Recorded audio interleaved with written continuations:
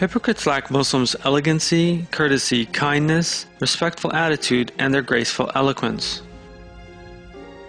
One of the most significant attributes of Muslims is that they speak in a tone that abides by Quranic morality at every moment of their lives. However, in societies where irreligion prevails, pessimism is common in the majority of people. Muslims, on the other hand, are purified of this negative attitude through their faith, and this clean, immaculate, God-favoring morality is reflected in their behavior and speech. In every environment they enter, Muslims' conscience determines how they behave according to the flow of events and people's needs. Even if they encounter incidents they have never experienced before, they act upon their conscience and find the most proper behavior and make the most fitting speech. Yet hypocrites lack this beauty of morality that Muslims possess. Of course, if they wish, they may change their attitude by taking a positive example from that of sincere Muslims. However, hypocrites who seek to employ an insidious struggle against Muslims never feel the need to amend their morals. They do not prefer to take the side of God, the morality of the Quran, or their conscience. For this reason, they present evil and negative behavior instead of positive, lenient behavior and good morals.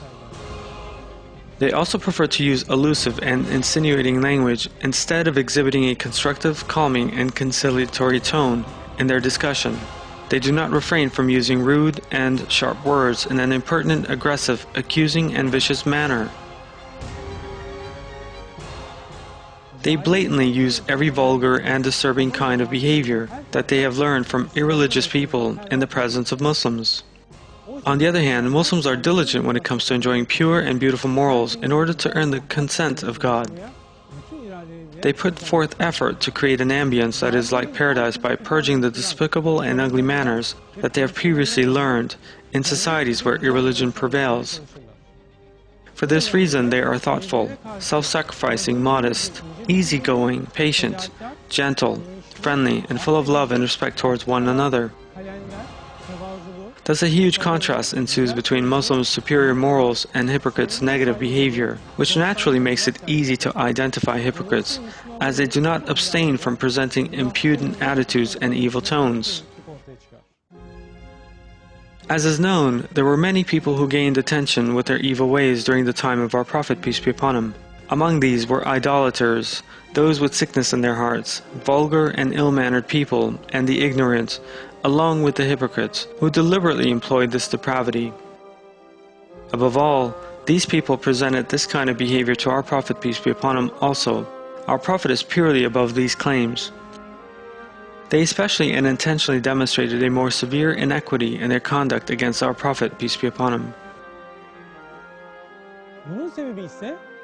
The reason for this was indeed their irreligiosity and their jealousy towards the blessings that our Prophet possessed, the love and respect shown to him and his position and his dignity.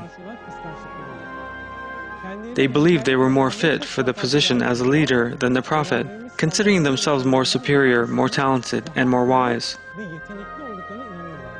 That is why they took offense to showing him the due respect and love, and to acting with good morals towards him. They spoke with disrespect and impertinence to him, in loud voices that were utterly rude and aggressive, and sometimes raised their voices so high they were shouting at him. God warned in the Quran of those people who displayed this ugly conduct towards our Prophet, peace be upon him, and reminded them of a mighty recompense.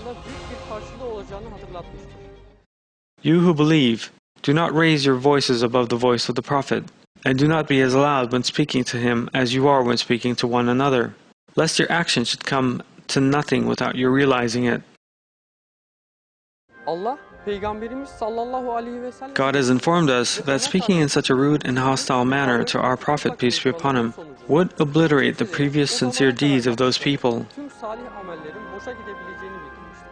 The verse informs us that a great reward awaits those sincere Muslims who abstain from such a depraved attitude and who speak with a moderate, respectful tone. Those who lower their voices when they are with the Messenger of God are people whose hearts God has tested for righteousness. They will have forgiveness and an immense reward.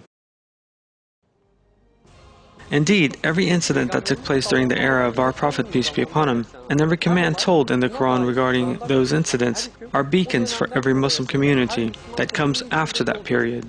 The understanding of respect and high regard described in the Quran tells us how the level of respect and good manners between believers should be also today. Adab şeklinin nasıl olması gerektiğini bize anlatmaktadır.